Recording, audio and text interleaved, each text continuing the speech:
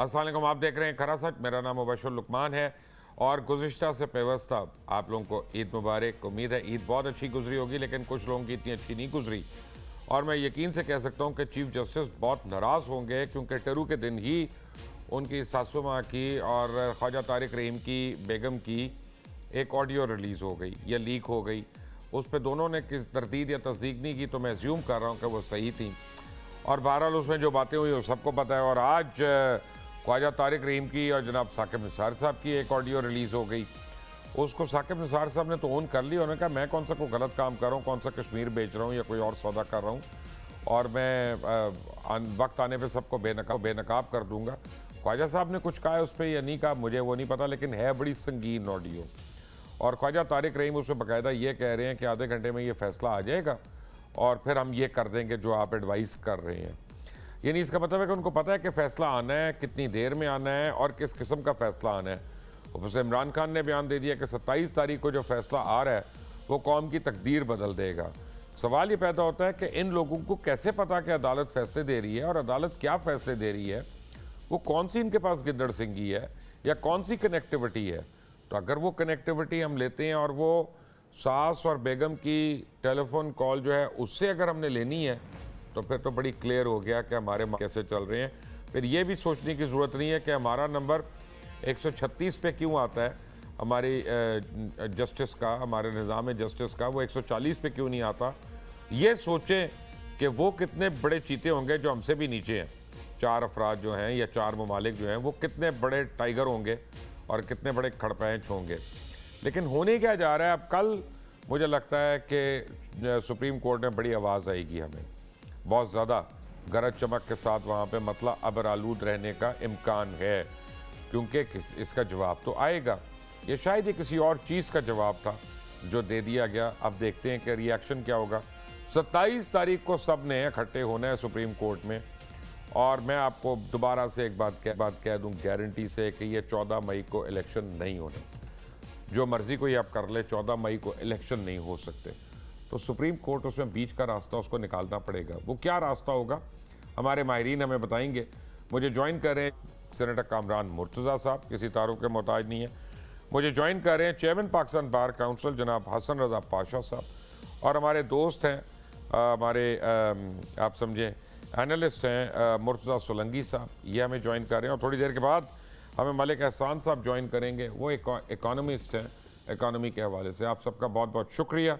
हसन पाशा साहब, पहले आप मुझे बता दें कल चीफ जस्टिस का क्या रिएक्शन होगा इन दोनों चीज़ों पे।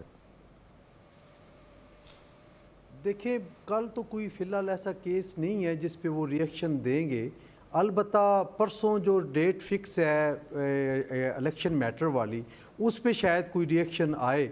लेकिन मुतालबा एक फरीक ये कर रहा है कि इनकी फोरेंसिक करवाएं और इसको जो है वो कनेक्ट हो रहे हैं, डॉट्स कनेक्ट हो रहे हैं। लेकिन फोरेंसिक तो तब कराएं कि अगर कोई इनकार करे। मेरा ख्याल है किसी तरफ से इनकार नहीं आया। हाँ, इनकार ना पहली जो है लीक उस पर, ना ही दूसरी उस पर।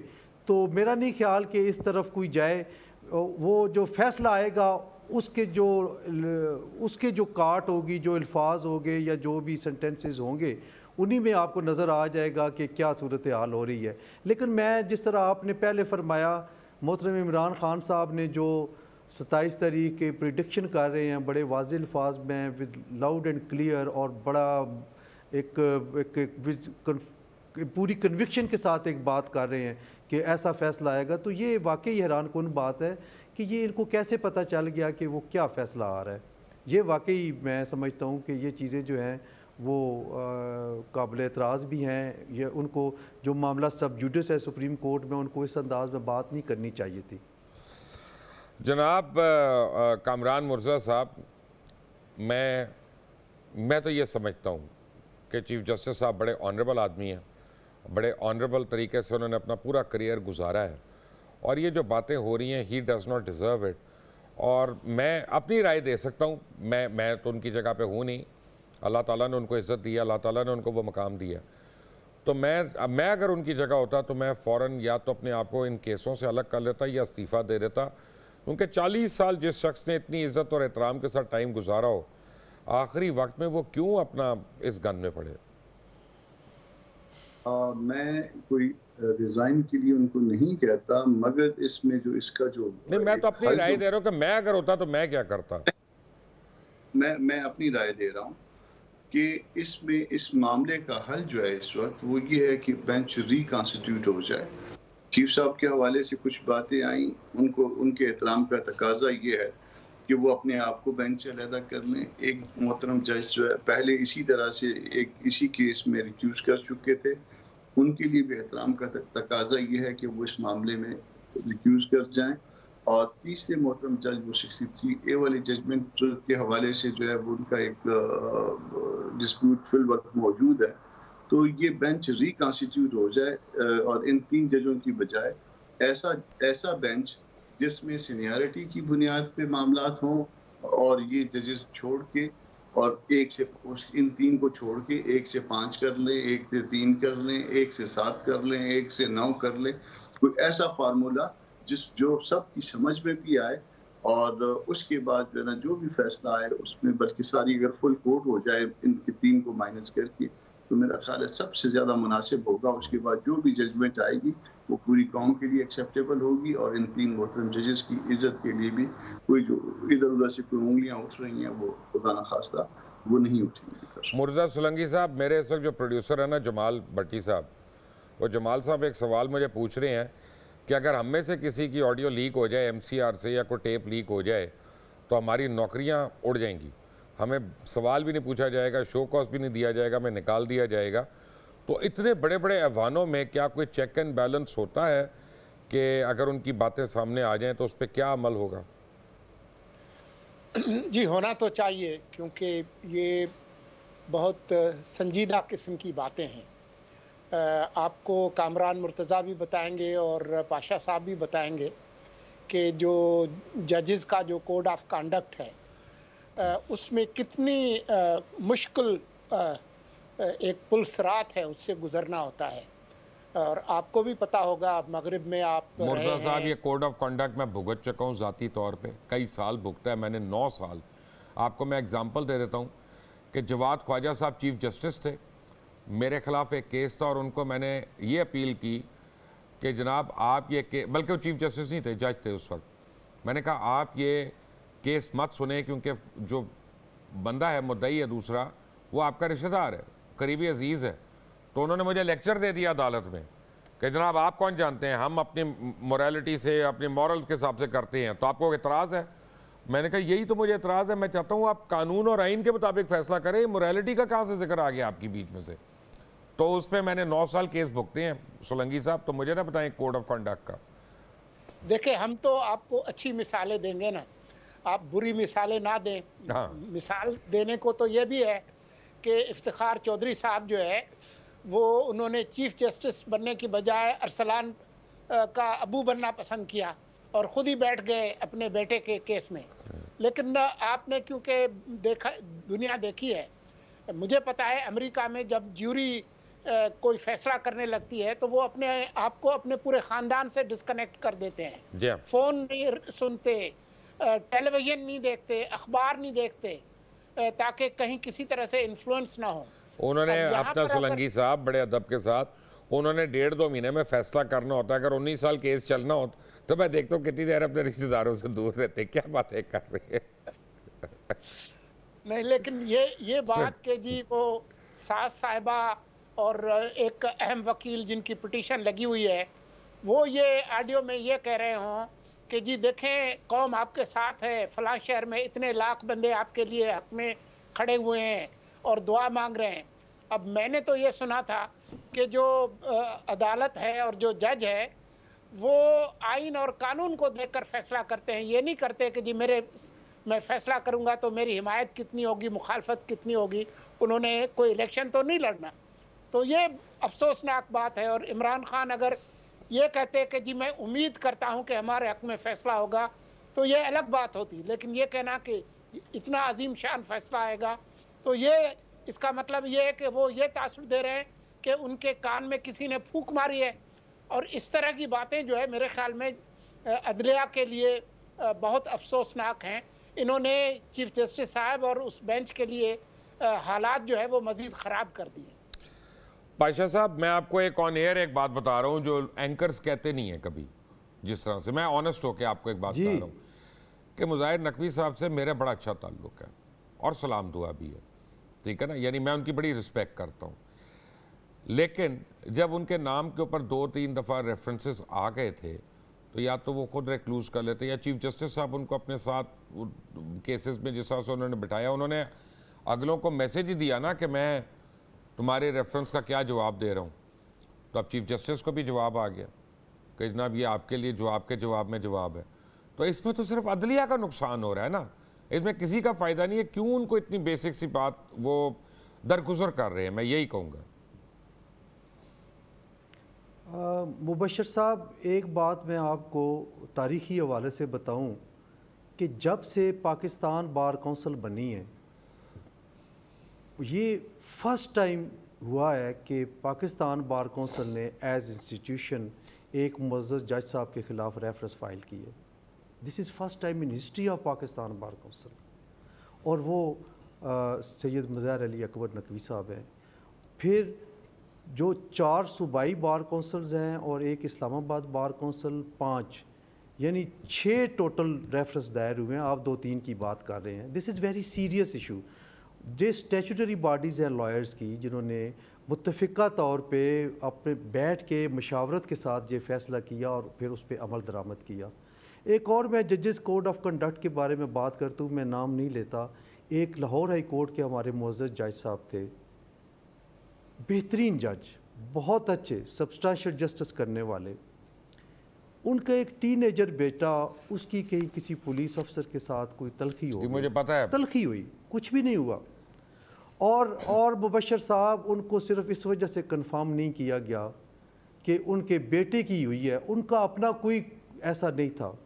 नहीं ना, बाय द वे उनके बेटे ने भी नहीं की थी, वो पुलिस वाले ने ओवर एक्टिव होके उसने ज्यादा एक रिपोर्ट कर दी थी। मैं कहता हूं जी, बेटा भी उनका बड़ा तमीज़दार बच्चा है, मैं जानता हूं उसको बहुत ज्यादा। हमारा भतीजा है, हम उससे कई दफा मिले हैं। मैं जानता हूं, मैं गारंटी दे सकता हूं कि वो बदतमीजी कर ही नहीं सकता, नकार ही नहीं सकता। कोड ऑफ कंडक्ट की क्या देखते हैं कि अगर आप एक जज को उसको आप लेते हैं और उसको सिर्फ कंफर्म इस बुनियाद पे नहीं करते कि उसके बेटे की कहीं किसी पुलिस ऑफिसर के साथ तलखी हुई है, तो उस बेचारे जज का क्या कसूर है। इस्लामाबाद में एक एडिशनल सेशन जज, उसकी एहलिया का अपनी नौकरानी के साथ कोई झगड़ा हुआ या उसको मारा पीटा या जो भी है, तो वो जज साहब जो है वो नौकरी से भी गए और उन्होंने जेल काटी। ये है जस्टिस हमारे मुल्क में। और फौरी तौर पे उसका केस ट्रायल हुआ। और आप वहाँ इस्लामाबाद के किसी वकील से पता कर लें उस एडिशनल सेशन जज के बारे में कि वो हर बंदा, मैं नहीं पेश हुआ लेकिन जो पेश हुए हैं उनके सामने, उन्होंने उसकी तारीफ़ की है।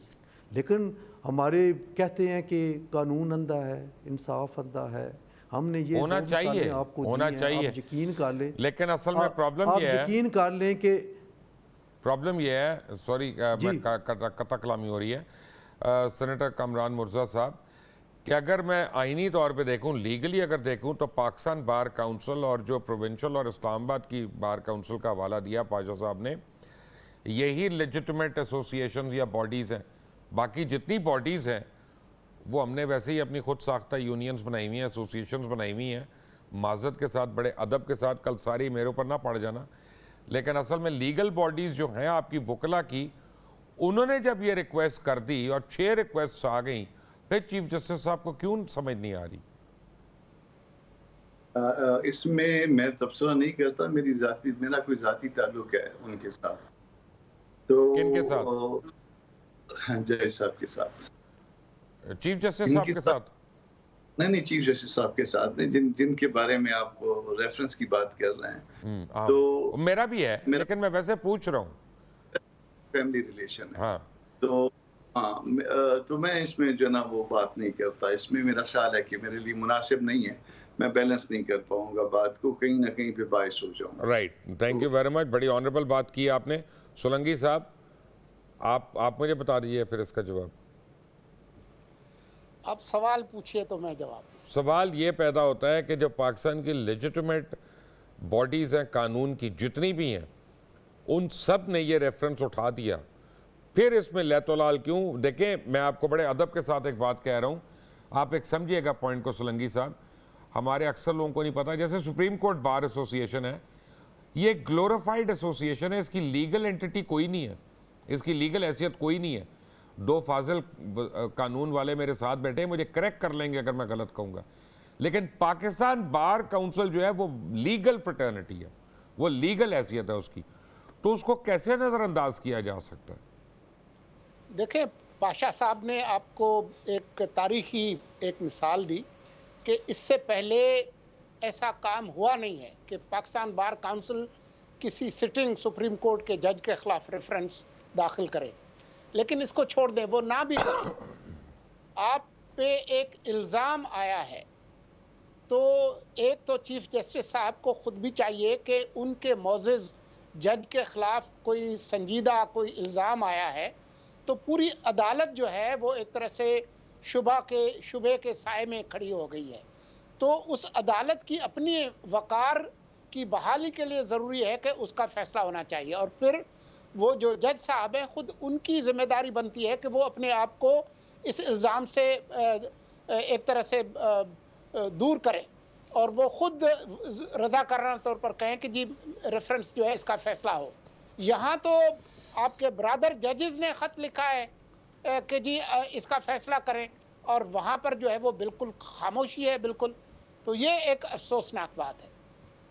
कमरान मुर्जा साहब, कल अपोजिशन की बैठक भी है, यानी अपोजिशन कह रहा हूँ, ये तमाम जमातों की जो पीडीएम की हैं, तो कल का दिन बड़ा अहम है क्योंकि परसों सुप्रीम कोर्ट में भी पेश होना है।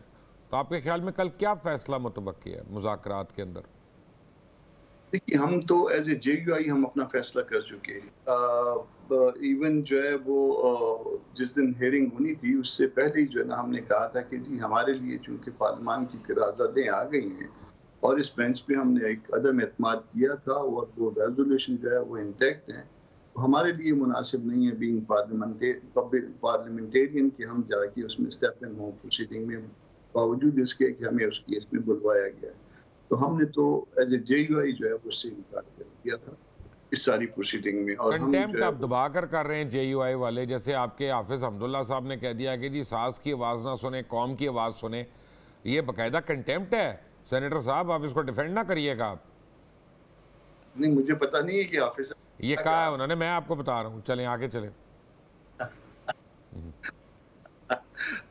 तो वो खैर मतलब हम जो है ना वो JUI जो है वो पार्टिसिपेट, हमारा फैसला ये है कि हम इसमें वो नहीं करेंगे, और वो कोर्ट की अगर कोई अंडर डिक्टेशन जो है ना वो कोई मुज़ाकरात होते हैं तो हम उसका भी हिस्सा बनने के लिए तैयार नहीं है, क्योंकि ये कोर्ट का काम नहीं है, हम इससे इनकार।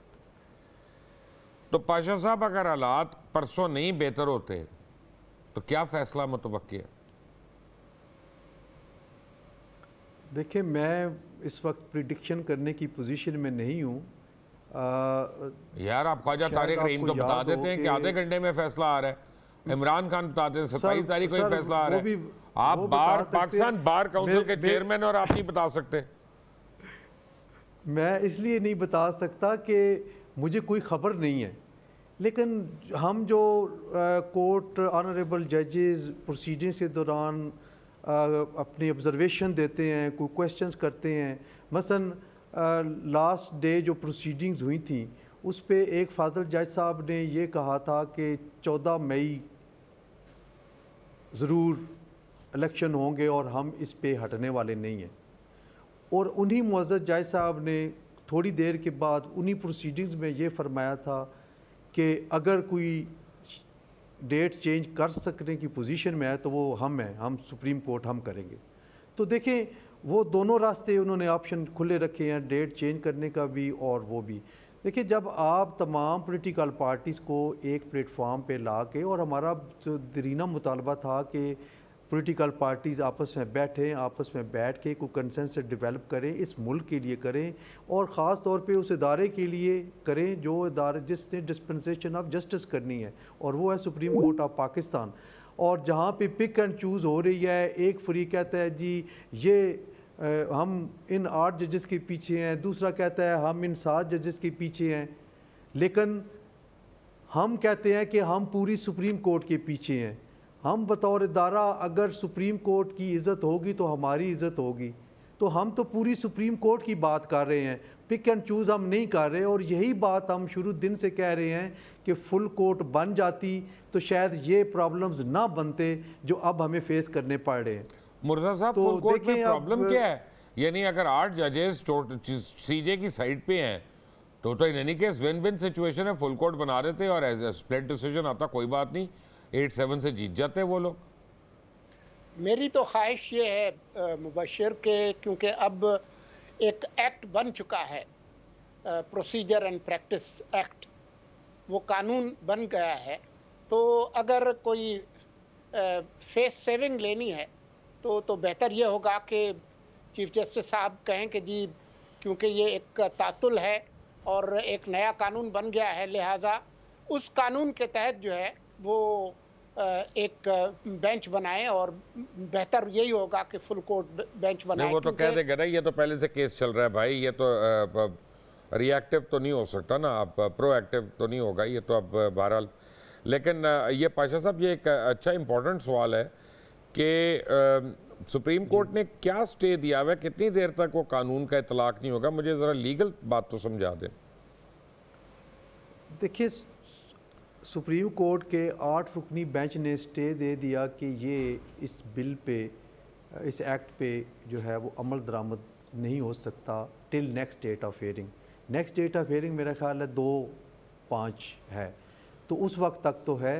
अब देखें, चूँकि हमारा उस पे ये ऑब्जेक्शन था तमाम बार काउंसिल्स का, हमने 17 अप्रैल को तमाम बार काउंसिल्स की और president high court bar association जो पूरे मुल्क के थे उनकी रिप्रेजेंटेटिव कॉन्फ्रेंस हमने बुलाई थी, और उसमें हमारा इसी पॉइंट पे इकट्ठ हुआ था कि बड़ा दरीना मुतालबा हमारा मंजूर हुआ, जिस एक्ट में जो 5 चीज़ें थीं। और मुबशर साहब, लॉ मिनिस्ट्री ने हमें भी एतमाद में लिया था जब ये कानून बनाने जा रहे थे, और उसमें कोई भी ऐसी शिक नहीं है जो पब्लिक एट लार्ज के फ़ायदे के लिए ना हो।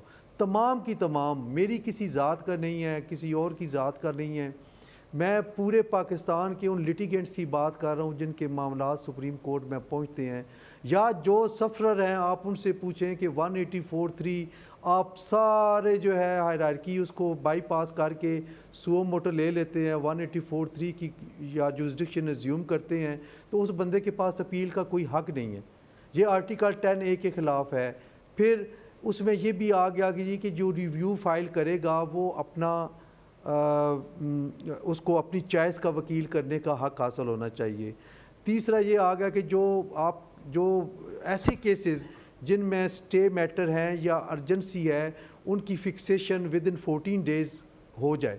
तो ये इसमें तो कोई ऐसी बुरी चीज़ है ही नहीं। और आप देखें कि मैंने अपना रिकॉर्ड पाकिस्तान बुरी बार अच्छी की काउंसिल का बात भी ही नहीं लिया, हो रही, बात सुप्रीम ये हो कोर्ट रही बार- है कामरान साहब बड़े अदब के साथ, क्या पार्लियामेंट को कानून बनाने से भी रोक सकता है सुप्रीम कोर्ट? ऑर्डर से हम इत्तेफाक नहीं करते, ये इसको जो स्टे दिया है ना उससे इत्तेफाक करते हैं, ना पिटीशन एंटरटेन हो सकती थी, ये प्रीमेच्योर स्टेज था, और उसमें ये स्टे करना कि ये इम्प्लीमेंट में नहीं होगा, मेरा ख्याल है कि पार्लियामेंट के इख्तियार में मुतासर है। तो फिर इसका क्या हल है?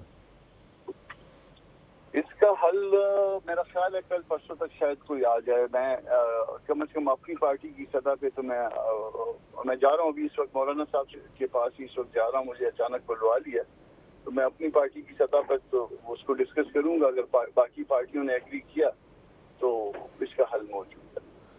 तो सोलंकी साहब, अब देखें ना, आप और हम शो करते हैं, आप अपना नया दौर पे भी करते हैं अपना शो रज़ा रूमी के साथ, हम यहाँ पे भी करते हैं। अगर आज आप और रज़ा, आप समझे दोनों पागल हो गए एक लम्हे के लिए, और आप दोनों ये कहें कि हमने निक्कर पहननी है सिर्फ और काली ऐनक पहननी है और कुछ नहीं पहनना और इस तरह ही हमने शो करना है, तो आपको बाहर निकाल दिया जाएगा, आपको इंतज़ामिया बाहर कर देगी। यार, इदारों के अंदर भी तो चेक एंड बैलेंस होना चाहिए ना। देखें, इदारों के अंदर कितना चेक एंड बैलेंस है वो तो आप अपनी अदलिया की तारीख पढ़ लें, या तो पाशा साहब आपको बताएंगे, या कामरान मुर्तज़ा बताएंगे। मौलवी तमीज़ुद्दीन केस से शुरू करें, डोसो केस ले लें, जी आसमा जिलानी केस ले लें, बेगम नुसरत भुट्टो केस ले लें, ज़फ़र अली शाह का केस ले लें, आप चलते आएँ, पनामा केस ले लें। तो तारीख़ तो हमारी जो है वो बहुत अच्छी नहीं है। तो अब हम उम्मीद ही कर सकते हैं कि ये किसी तरह से बदले। हसन रज़ा पाशा साहब, आपका और कामरान मुर्जा आपका बहुत बहुत शुक्रिया। मुर्जा सोलंकी साहब मेरे साथ ही हैं और एक ब्रेक के बाद आएंगे तो मलिक हसन साहब जो हैं वो भी मेरे साथ होंगे, but all of that after break. Take a break.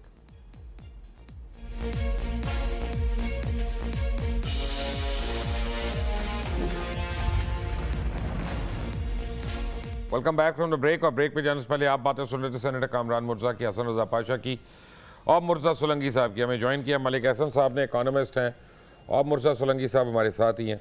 Malik साहब, ये जो है ना, यहाँ पे तो हमें सियासत ने बड़ा उलझाया हुआ है सुप्रीम कोर्ट की वजह से, लेकिन इकॉनमी का हमें बताएं। अब ये जो रियल एस्टेट के ऊपर आजकल बातें हो रही हैं, ये कहाँ तक सही हैं, क्या कुछ हो रहा है यहाँ पे? बिस्मिल्लाहिर्रहमानिर्रहीम। मुबशिर साहब, आपकी पहली बात का तो जवाब ये है कि बहुत अच्छी बात है कि पॉलिटिकल डिबेट से हट के हम इकोनॉमिक डिबेट की तरफ भी आएँ, जिसकी इस वक्त मुल्क को ज़रूरत है। और रियल एस्टेट सेक्टर के लिए भी मैं ये समझता हूँ एक ही पॉजिटिव स्टेप लिया गया है, जो पिछले 2 साल से हम लोग एफर्ट कर रहे थे कि जो पूरे पाकिस्तान की FBR वैल्यूएशन है वो बजट के साथ इम्प्लीमेंट हो। वरना अक्सर हमारा FBR का जो दायरा है कभी अगस्त में जागता था, कभी जनवरी में जागता था, पहले बजट आ जाता था, उसके बाद ये वैल्यूएशन जरा समझाएं, मेरे जैसे लोगों को समझ नहीं आती है। सर, FBR वैल्यूएशन बेसिकली ये है कि जो भी आपको प्रॉपर्टी परचेज करते हैं उस पे जो फेडरल गवर्नमेंट आपसे टैक्स चार्ज करती है, बायर को चार्ज करती है 236K, जिसको एडवांस टैक्स कहते हैं, और जो गेन टैक्स है 236C, वो सेलर पे करता है। किसी भी प्रॉपर्टी की एक वैल्यू जो FBR ने मुकर्रर की हुई है उसके ऊपर आपने वो टैक्सेस पे करने होते हैं। अच्छा, तो अब वो कर रहे हैं, अभी उन्होंने स्टार्ट कर दिया। और इसमें जो पॉजिटिव चीज़ है जिसके लिए बहुत एफर्ट की गई वो ये है कि ये जितनी भी प्राइवेट सोसाइटीज़ जो हाउसिंग प्रोजेक्ट्स है जिनकी पहले कोई FBR वैल्यूएशन नहीं थी, अब वो उनको भी टैक्स करने जा रहे हैं। उनकी जो ब्रोशर प्राइस होगी वो FBR वैल्यू कंसिडर की जाएगी। अब डिपेंड करता है कि ये जितने भी RTO ऑफिस, फर्ज करें मैंने अगर इश्तेहार दिया अपने घर को या प्लॉट को बेचने का, सर मैं कहता हूँ जी 5 करोड़ रुपए का है, और एंड में मेरा सौदा 3 करोड़ का होता है, ठीक है, तो आप टैक्स 5 करोड़ पे लगाएंगे? नहीं, जो उस आपके घर की जो FBR ने वैल्यू मुकर्रर की हुई है, तो FBR का वो तो मेरे इसमें 2 नंबरियां बड़ी होंगी, सारे बैठ के आप जेबें भरेंगे, क्या पैसे दो वरना ए वैल्यू लाग रहे हैं तानू ऐसी तैसी। नहीं, एक और जो पॉजिटिव स्टेप है इसके अंदर जो ऐड किया गया कि जो भी एरिया है, लाइक अगर लाहौर है, वाबडा टाउन है, वहाँ की एक एसोसिएशन है, जोहर टाउन है उसकी एक एसोसिएशन है, हर एसोसिएशन अपने कंसर्न्ड चीफ कमिश्नर के पास जाएगी, अपने प्रपोजल सबमिट करेगी, और उसके बाद चीफ कमिश्नर की अपनी टीम अवेलेबल है उसके पास, वो उनको चेक करने के बाद जो नहीं, कभी एग्रीमेंट ही नहीं होगा इस पे? नहीं हो जाए, लास्ट ईयर हमने करवाया था, हो जाता है, कोई इशू नहीं। गलतियां FBR की तब थी जब ये बंद कमरे में बैठ के लैपटॉप पे कंप्यूटर पे वैल्यूएशन करते हैं, देखते हैं, दोस्तों से खाली पूछा। जब आप स्टेक होल्डर को ऑन बोर्ड नहीं करेंगे तो वैल्यूएशन ठीक नहीं होगी। मुर्जा सोलंकी साहब, एक बड़ा सीरियस इशू है, और वो इशू ये है कि मियां नवाज शरीफ जब वज़ीर आज़म थे तो उन्होंने इनकम टैक्स के ऊपर जो शरह लगाई थी वो 1.24 या 1.44 इस तरह से थी कुछ एनुअल, उसके ऊपर कि आपका जितना टर्नओवर है उसके ऊपर ये टैक्स लग जाएगा।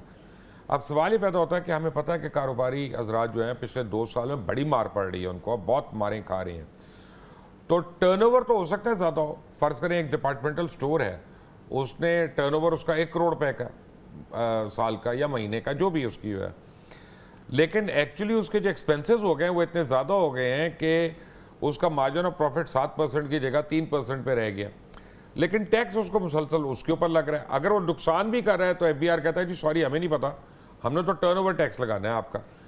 तो यार ये चीज़ें रिविजिट नहीं होनी चाहिए?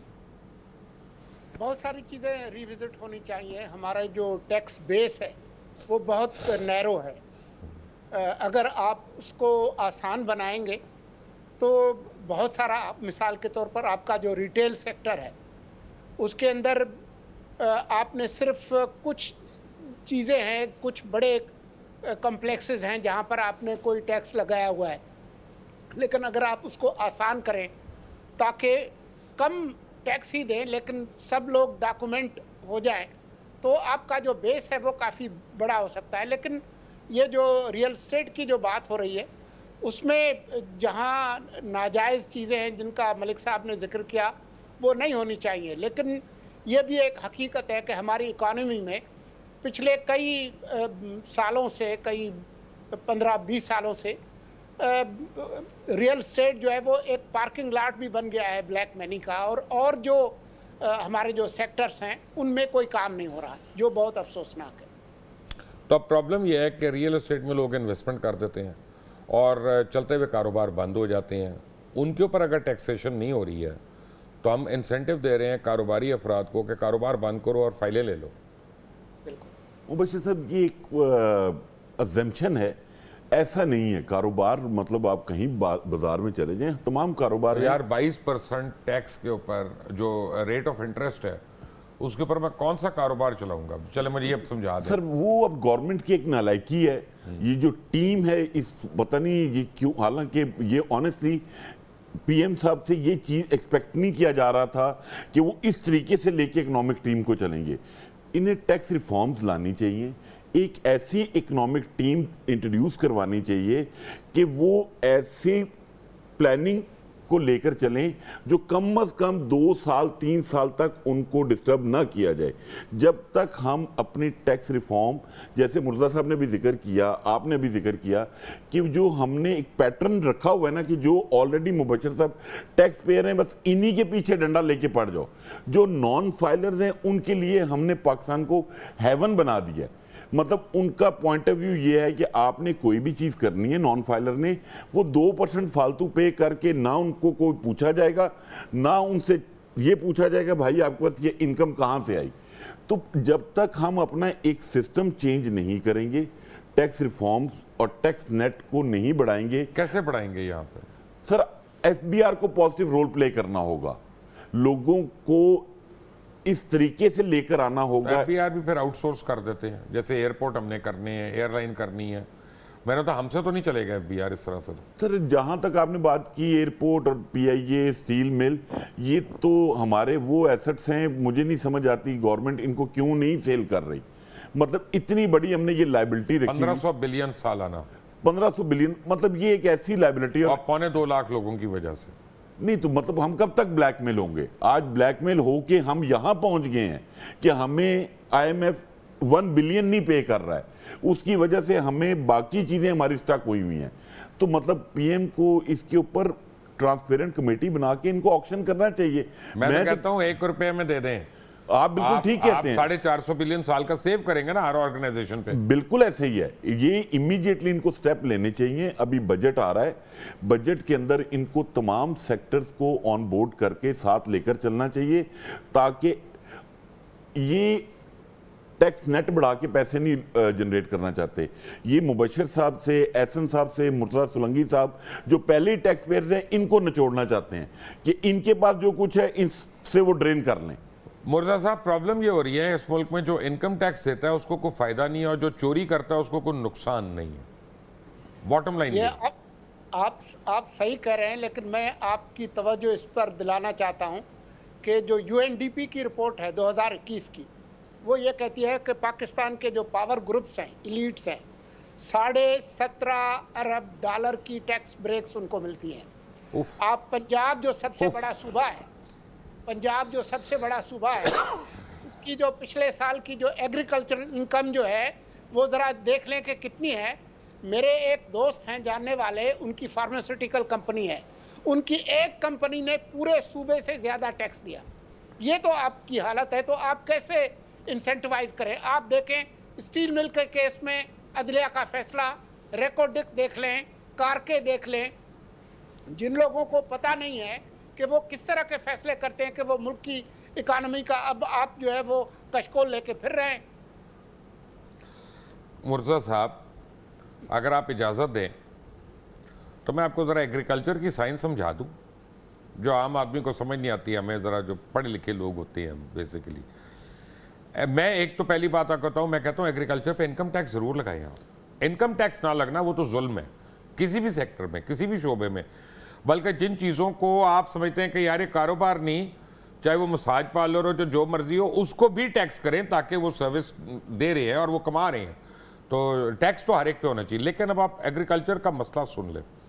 पानी आप अपनी कीमत पे देते हैं, पटा आप अपनी कीमत पे देते हैं, बिजली आप अपनी कीमत पे देते हैं, आप बीज अपनी कीमत पे देते हैं, पेस्टिसाइड अपनी कीमत पे देते हैं, डीएपी आप अपनी कीमत पे देते हैं। और अगर उस गरीब की गंदम अच्छी हो जाए तो उसकी भी कीमत आप ही मुकर्रर कर देते हैं। जिस दिन आपने उसको ओपन टैक्स लगा दिया सोलंकी साहब, वो फिर फ्री मार्केट इकोनॉमी में आ जाएगा। आपके कहने पे वो आपको गंदम नहीं देगा, वो एक्सपोर्ट करेगा जहाँ उसको $1100 पर टन का मिल रहा है। वो फिर यहाँ 900 रुपये अपना की क्यों बेचेगा आपको? फिर आप लोग हम फिर रोटी ढूंढते रहेंगे। तो एग्रीकल्चर वालों को तो इंसेंटिव्स देने की ज़रूरत है। उनकी तो कमर टूट गई है बिल्कुल, उनके पास पानी नहीं है, सैलाब में सारों की ज़मीनें रुड़ गई हैं। अभी तक आपके 1/3 पाकिस्तान में ज़मीनें जो हैं वो ज़ेर ज़मीन है। अभी 3 हफ्ते पहले बारिश हुई है, इसने आपकी आधी कनक की फसल को उड़ा के रख दिया। पिछले साल जो सैलाब आया उसकी वजह से कपास का बीज ही नहीं आपको, आप अगले साल आप एक्सपोर्ट क्या करेंगे? तो प्लीज़ एग्रीकल्चर को ज़रा देख लें, उस पर रहम की भी दरख्वास्त है मेरी आपसे। नहीं, आप रहम ज़रूर करें। मैं ये नहीं कह रहा कि जी जो छोटा किसान है उस पर आप वज़न डालें, लेकिन जो आपकी एब्सेंटी लैंडलॉर्ड्स हैं उनकी इनकम देख लें। और वो बहुत सारी इनकम जो है वो आपको फिर रियल एस्टेट में और दूसरी अनप्रोडक्टिव जगहों पर जो है वो। देखिए, मैं रियल एस्टेट पे भी एक बात हूँ, पता नहीं मलिक साहब एग्री करते हैं कि नहीं करते। मलिक साहब, मैं कहता हूँ जो 3 मरले और उससे कम का घर बना रहा है ना, उसको आप टैक्स माफ कर दें। जो 1 कनाल और उससे बड़ा बना रहा है उसको डबल कर दें, आपको पैसे ज्यादा आएंगे, रकम ज्यादा आएगी, गरीब आदमी की कमर नहीं टूटेगी। नहीं, 3 मरले और 5 मरले पे बिल्कुल कम करने में कोई हर्ज नहीं है। मैं तो कहता हूँ 3 मरले पे खत्म कर दे। मतलब मैं जो रहे 3 मरले के घर में रहा है यार, वो बेचारा कितना को अपना जैयत होगा, ये सोच ले। नहीं, बिल्कुल आपकी बात बिल्कुल अच्छी तजवीज़ है। हमने ये बजट में ये प्रपोजल के तौर पे दी भी है कि आप ये जो टैक्स परसेंटेज है इसको कम कर दें। मतलब आपकी एक प्रॉपर्टी है, उसकी एफबीआर वैल्यू 50 लाख रुपए है, मार्केट में उसकी मार्केट वैल्यू सपोज 1.5 करोड़ रुपए है। तो भाई आपने 50 लाख पे 2% लेना है, आपको 1 लाख रुपए मिलेगा, तो आप 1 करोड़ रुपए उसकी वैल्यू करके 1% ले लेना। फिर ये जो अभी जैसे मुर्जा साहब कह रहे हैं ब्लैक मनी पार्क होती है, ये ब्लैक मनी अदारे ही बनाते हैं ना। आपकी जो स्टैम्प ड्यूटी है यार, आजकल कौन गरीब आदमी आपको लाख रुपया दे सकता है यार?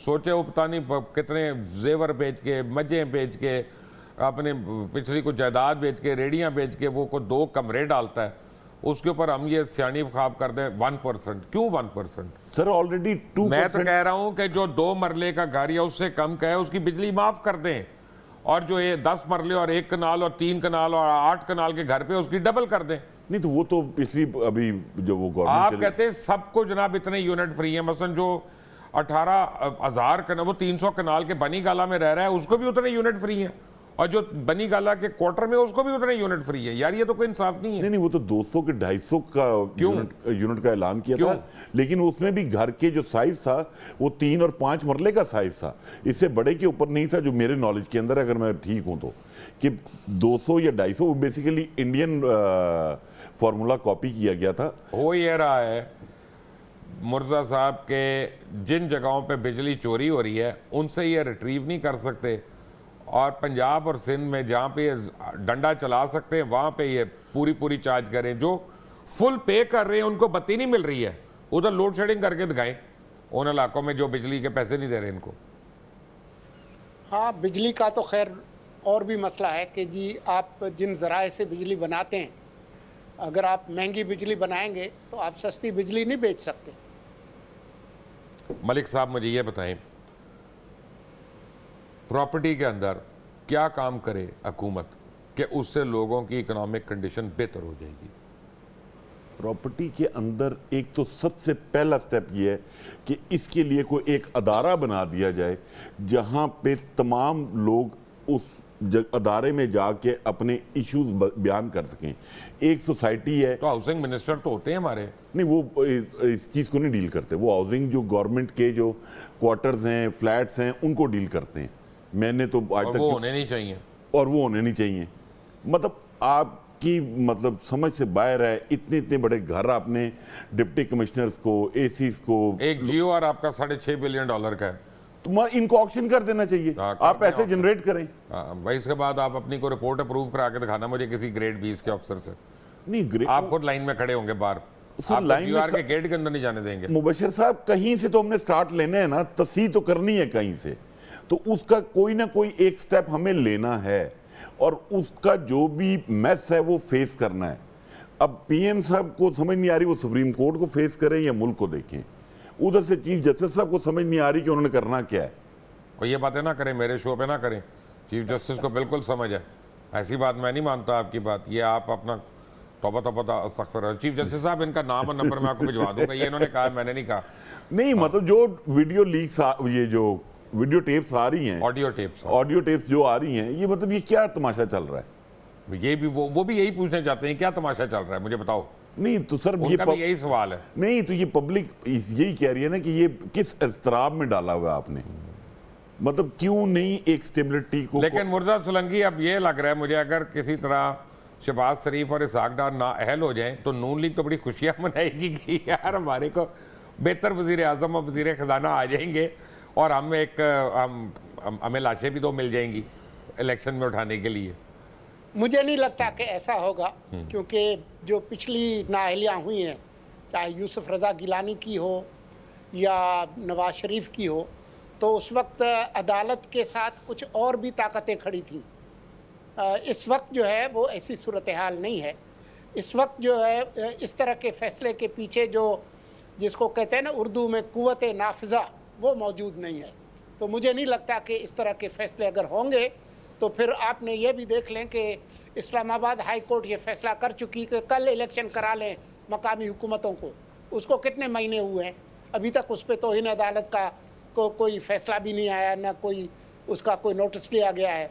7-8 महीने सुप्रीम कोर्ट ने कहा था मकामी हुकूमतें बहाल करें पंजाब में, तो आपने देखा कि इमरान हुकूमत ने क्या किया। तो ऐसे नहीं होता। मुर्जा सोलंकी, आपका, मलिक एहसन साहब आपका बहुत बहुत शुक्रिया आज हमें ज्वाइन करने के लिए। इससे पहले हमारे साथ थे सेनेटर कामरान मुर्तज़ा और हसन रज़ा पाशा साहब, चेयरमैन है पाकिस्तान बार काउंसिल के। आपने देखी सारों के, असल में इस मुल्क में काम कोई नहीं हो रहा, नज़रें सारों की सुप्रीम कोर्ट पे लगी हुई हैं, कोर्ट रूम नंबर 1 पे कि जनाब वहाँ से क्या फ़ैसला आता है। अगर 27 तारीख को कोई ऐसा यानी बीच का रास्ता निकल आता है कि हर तरह की पार्टी जो है वो सुख का सांस ले, तो वही इस मुल्क के लिए बेहतर होगा। क्योंकि कॉन्फ्रंटेशन की जो ये सारी पॉलिटिक्स है, पॉलिटिक्स भी कॉन्फ्रंटेशन की है और जजमेंट्स हमारी जो है वो भी लग रहा है कि वो एक साइड पर जा रही हैं। अगर कहीं बीच में से आई कि हर एक को इसमें से कोई विन विन सिचुएशन मिलती है तो वही इस मुल्क के लिए बेहतर है। हम लोग मज़ीद कॉन्फ्रंटेशन अफोर्ड नहीं कर सकते इस मुल्क में। ईद में मैंने हाल देख लिया, मेरा नहीं ख्याल कि किसी घर में दिल से लोगों ने ईद मनाई है। लोगों ने बड़े जबर और सब्र से ये ईद मनाई है। जिनको अपने बच्चों के सामने खड़ा होना पड़ा बगैर तोहफे दिए, उनके दिल से पूछें कि ईद क्या होती है और उनके लिए कैसी गुजरी। अल्लाह ताला हम सबको अपनी अमान में रखे और हमारे हालात बेहतर करे। अंटिल द नेक्स्ट टाइम, अल्लाह हाफ़िज़।